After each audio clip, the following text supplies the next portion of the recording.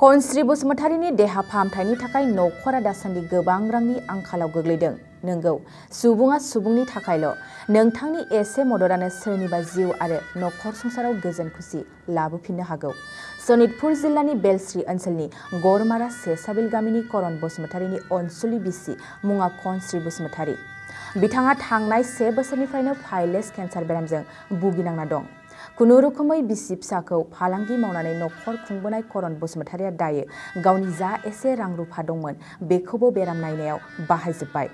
बेजों लोगोसेनो बिगासे हा थानायखौबो फाननानै फाहामथाय होदोंमोन बिथां करण बसुमतारीया। नाथाय दुखुनांथाव बाथ्रा दि दिनैसिम बिसिनि बेमारा मोजाङाव फैयाखै। जाहोनाव राहा गोथे जानानै करण बसुमतारीया दायो रायजो राजा आरो सरकारनिफ्राय रां अनसुंथाइ हरनो खावलायदों। गोसो अनफावरि रायजो राजाफ्रा कनस्रि बसुमतारीनि देहा फाहामथायनि थाखाय रां अनसुंथाइखौ नैबे account SBI number 359457099615 IFSC code 05243 नङाब्ला जानबुं नाम्बार 6900341615 आव थोंजों खौरां लानो हागोन होननानै दुखुथिया नखरा गुरै खावलायदों। आंनि मुङा करण बसुमतारी, बेनिफ्राय आंना हिन्जावनि मुङा जाबाय कनस्रि बसुमतारी।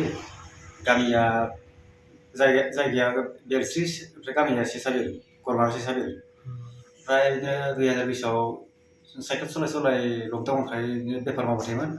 एसे एनै सानाय खोन्थाबाय थादोंमोन। दाथ' जोंथ' बिदि मिथिया, जायखिया सादोंलाय सादों। ओमफ्राय बिदिनो पाइल्स जादोंनाबो मानसिफोरा बुङो, थेवबो जों मिथिया, जाफेराखै नालाय मिथिया। बिदिनो थायै थाबाय बिदिनो थैखिबाय थाबाय बिदिनो बे बिजिबाबो हामा, माबाबाबो हामा, नायबाबो हामा, बिदिनो थायै थानानै उनाव नै माबायाव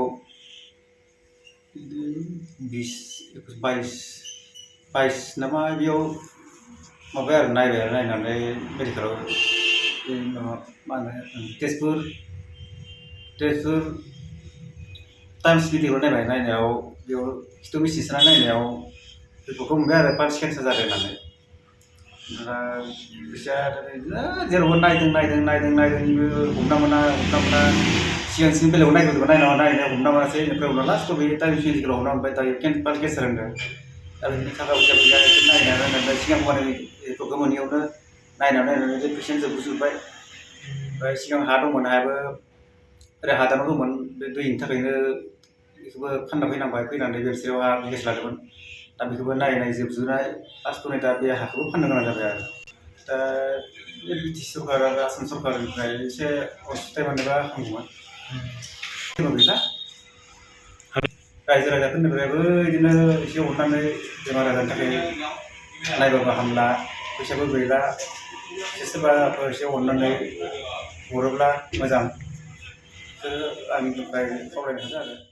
गय गायग्रा आबादारिफोरनि थाखाय मोनसे मोजां खौरां।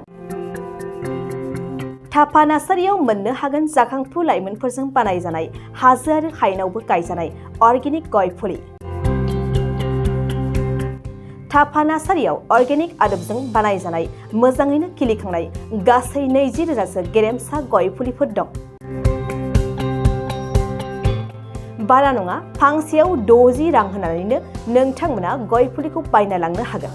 बुरजा लाङोब्ला खमायनायनि सुबिदाबो मोननो हागोन। थाफा नार्सारिनि गुबै थङा क'क्राझार सहरनि सानजा फारसे थानाय बावखुंग्रि हाजोजों नांजाबनाय हरिनागुरि गामि हाथाइनि साखाथियाव। बे अर्गेनिक गय फुलिफोरखौ लांफैनोब्ला नोंथाङा 8011837272 नङाब्ला 9707460226 जानबुं अनजिमायाव थोंजोङै जगाजग खालामहरनो हागोन।